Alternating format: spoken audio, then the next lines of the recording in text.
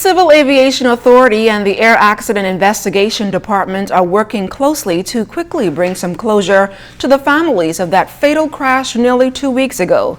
Kelsey Johnson has an update on the investigation. A logbook was one of several items recovered from the wreck of the Piper Aztec, the plane which went down in Andros 2 weeks ago with 5 passengers and the pilot. Crash investigators say that only 5% of anything as it relates to the crash has been discovered so far. They also revealed that the pilot had only recorded 250 flying hours and that his last log entry was made in 2014. The role of the accident investigation is not to blame anybody. We don't say it's pilot fault. We don't do that. We try to find out what may have contributed to the accident, whether it was the weather, whether it was the aircraft, or whether it was pilot training, or whether it was pilot's knowledge.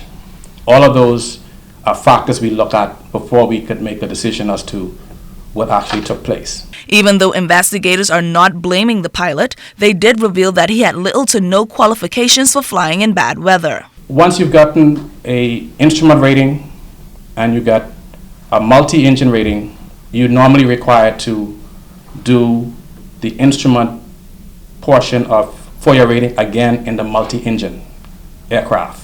If you didn't do that, the FAA, Federal Aviation Administration, they will put a limitation on your license that says VFR day only.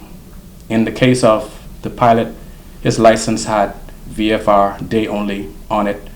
Therefore, he should not have been flying in any kind of weather that is below the minimum for VFR.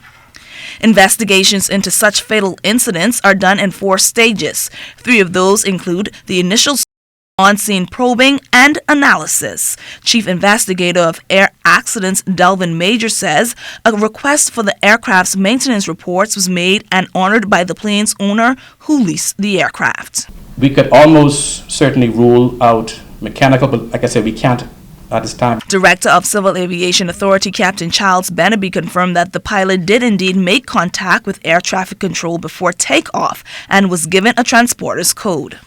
Contact was lost with the aircraft shortly thereafter, and all attempts to re-establish that contact proved fruitless. If there's any negligence involved, then certainly they can seek redress in the courts. A memorial was held in Andros on Friday past for the fallen 6. Kelsey Johnson, ZNS Network News.